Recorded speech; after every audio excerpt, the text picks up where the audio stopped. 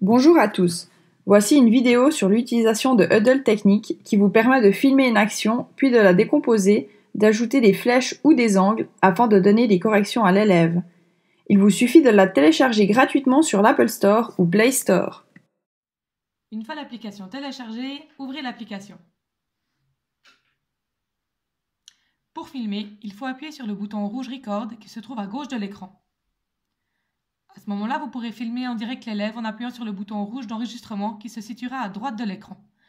La vidéo s'enregistre automatiquement, vous pourrez la retrouver dans votre bibliothèque de vidéos. Comme nous avons déjà filmé nos élèves, les vidéos se trouvent dans la liste sur la page d'accueil ici présente.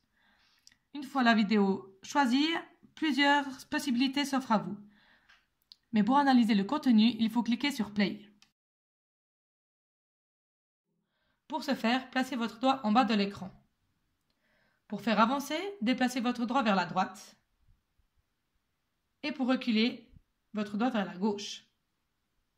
Vous pouvez ainsi arrêter l'image quand vous voulez.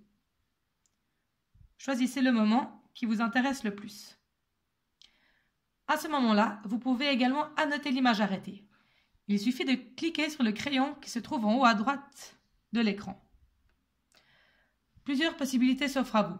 Vous pourrez ajouter des flèches, des angles, des traits ou autres afin de montrer le mouvement à corriger à l'élève. De plus, chaque outil peut changer de couleur. Par exemple, si nous nous attardons sur le travail des jambes, nous pouvons montrer à l'élève la position de ses jambes actuelles, qui n'est pas celle souhaitée. Vous pouvez ensuite changer de couleur et montrer exactement où vous voulez que les jambes de l'élève soient. Si vous voulez effacer le dernier élément ajouté, il faut cliquer sur Undo en haut à gauche. Si vous voulez totalement effacer tout ce qu'il y a sur l'écran, cliquez sur Clear. Mais nous avons encore besoin de ce qui se trouve ici pour la suite de la démonstration, donc nous allons laisser ceci sur l'écran. Cliquez sur Comparer en haut de l'écran. Vous pouvez sélectionner Record a new video si vous voulez filmer un nouvel essai ou Compare to your video si vous voulez utiliser une vidéo déjà sur l'application. Ici, nous avons déjà filmé l'élève 2 fois et choisissons donc Compare to your video. Choisissez l'autre vidéo que vous voulez comparer. Voilà. Les deux vidéos apparaissent alors côte à côte. Celle de droite est la vidéo que nous avons modifiée et celle de gauche est la nouvelle sélectionnée.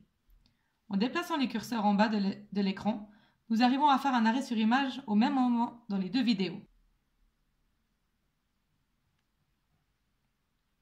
Ainsi, nous pouvons voir ce qui a été corrigé par l'élève ou non.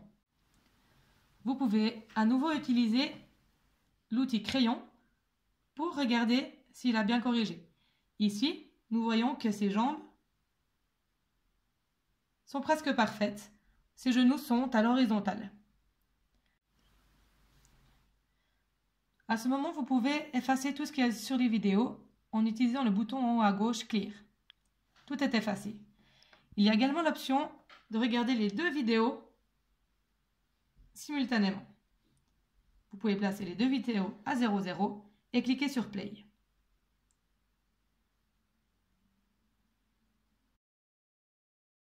Sur l'autre en cliquant sur le carré superposé en haut à droite de l'écran.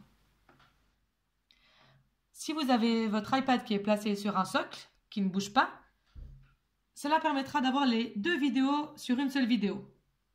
Ainsi, vous allez voir l'élève passer 2 fois et regarder vraiment les différences qu'il y a. Vous pouvez également faire un arrêt. Et là, on voit vraiment la différence entre le premier essai où les genoux étaient vers le bas et le deuxième essai où les genoux montent et sont justes. Cliquez sur les trois traits horizontaux en haut à droite, en dessus du crayon. 3 choix sont affichés. Prenez le trim imagé par un ciseau. Une barre jaune apparaît en haut de l'écran. En déplaçant les deux extrémités, vous pouvez sélectionner la partie de la vidéo que vous voulez sélectionner. Cliquez ensuite sur Enregistrer. Sur cette même page d'accueil, vous trouverez plusieurs autres icônes sur la gauche de l'écran. Pour l'utilisation que nous voulons en faire en cours de PS, ces icônes ne sont pas forcément nécessaires. Ils seront plutôt utilisés pour des coachs de groupes sportifs afin de trier leurs équipes, par exemple.